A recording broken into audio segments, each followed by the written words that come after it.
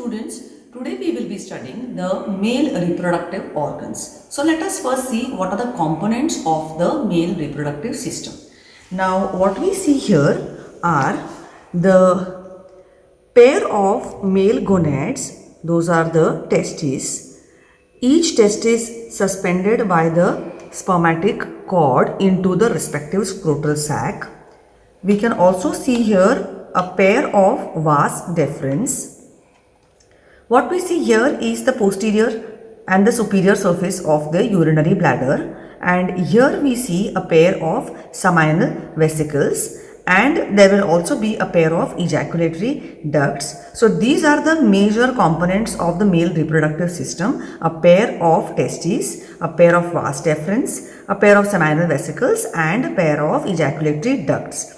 Also seen here, related to the base of the urinary bladder, is the prostate gland, which is an accessory reproductive gland, and along with this the other glands are the bulbourethral glands.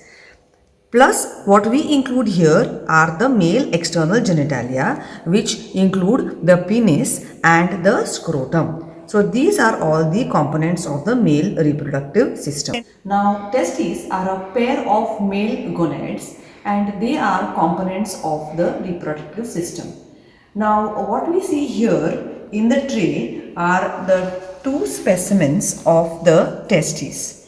Now each testis, as you can see here, is ellipsoid in shape and is suspended in the scrotum by the corresponding spermatic cord. The left testis, as is seen here, lies about 1 centimeter below the right testis, and the upper end of the testis tilts forwards and laterally, making the testis oblique in direction. Now let us see what are the measurements of the testis. The testis measures about 5 centimeters in length. It measures about 2.5 centimeters in breadth or transversely, and it measures about 3 centimeters in thickness or anteroposteriorly, and each testis weighs about 10 to 14 grams. Let us now see what are the presenting parts of the testis. Since we are saying it is ovoid or ellipsoid in shape, each testis has got two ends or poles, superior end and inferior end. It has two borders, an anterior border and a posterior border, and since it is compressed from side to side, it has got two surfaces, a medial surface and a lateral surface. So those are the presenting parts: 2 and 2 ends, 2 borders and 2 surfaces. We now see details of these. The upper end or the upper pole is overlapped by the head of the epididymis and is connected to the testis by efferent ductules. The upper end shows attachment of the appendix of testes. The lower or inferior end is connected to the tail of the epididymis, connected to tail of the epididymis by areolar tissue, and is also related to the tunica vaginalis. The anterior border is smooth and convex.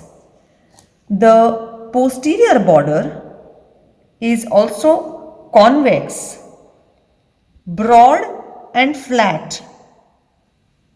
Posterolaterally, it is related to the body of the epididymis, and posteromedially, it is related to the vas deferens.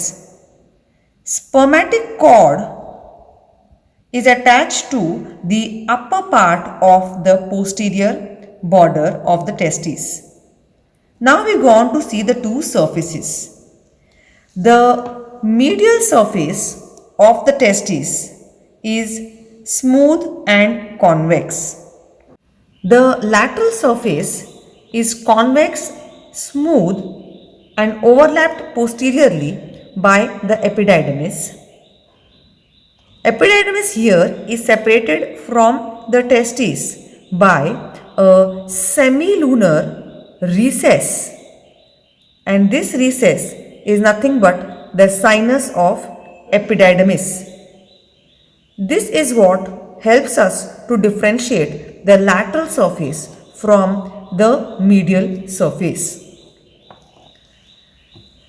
The epididymis is a comma-shaped structure or a comma-shaped body which is situated along the lateral part of the posterior border of the testes. It consists of three parts: head, body and tail. The head is formed by coiling of the efferent ductules. Each coiled mass is conical in shape and forms lobule of epididymis. Head may give attachment to the appendix of epididymis. The body and tail are formed by the coiling of a single duct, that is the canal of epididymis. From the tail of the epididymis, the vas deferens begins as a continuation of the canal of epididymis. Now, after having seen all these features, let us see how to identify the side of the testes. Now, to do so, you first need to suspend the testis with the help of the spermatic cord, and this gives you the orientation for the superior end, which is related to head of epididymis, and the inferior end. The anterior border is a free border, while posterior border is where the spermatic cord is attached. For medial and lateral, you need to identify the sinus of the epididymis, which is seen on the lateral surface, while the medial surface is smooth and convex. So this being the lateral surface, this is the medial surface. That tells us that this testis belongs to the right side. Vice versa, another specimen, we suspend it from the spermatic cord. That tells us superior and inferior. This is the anterior border and this here is the posterior border. For medial and lateral, we have a look at the surfaces. This surface is smooth and convex, while this surface shows presence of the sinus of epididymis. So this is lateral and this is medial, and hence we can identify this as the left testis. Now we go on to see what are the coverings of the testis. There are three intrinsic coverings from outside inwards. These are the visceral layer of tunica vaginalis, tunica albuginea and tunica vasculosa. What are the extrinsic coverings of the testis? From outside inwards, these are skin, dartos muscle, external spermatic fascia, cremacetric muscle and fascia, internal spermatic fascia and the parietal layer of tunica vaginalis. We then go on to see the arterial supply.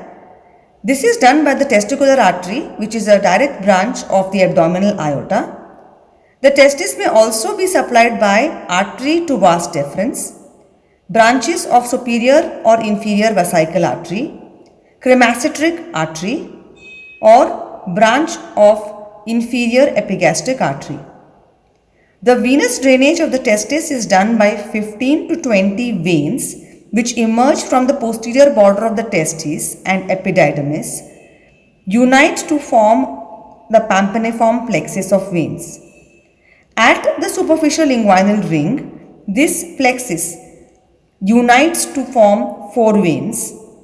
At the deep inguinal ring, it unites further to form 2 veins. In the posterior abdominal wall, the two veins unite to form a single vein. On the right side, this single testicular vein drains into the inferior vena cava at an acute angle, while on the left side, the left testicular vein drains into the left renal vein at right angle. The lymphatic drainage from the testis is done by pre-aortic and para-aortic lymph nodes following the course of the testicular blood vessels. The nerve supply predominantly is supplied by sympathetic nerves which come from the renal and aortic plexuses. The preganglionic fibers for the same coming from T10 and T11 spinal segments. Finally, let us see what are the differences between the right and the left testes. Just 2 points of differentiation here. The right testis is situated about 1 cm above the left testis, which lies 1 cm below the right testis. The right testicular vein drains into the inferior vena cava at an acute angle, while the left testicular vein drains into the left renal vein at right angles. These are the two differentiating points between right and left testes. Thus, we have studied the gross anatomical features along with the relations and the side identification points for the testes. Thank you.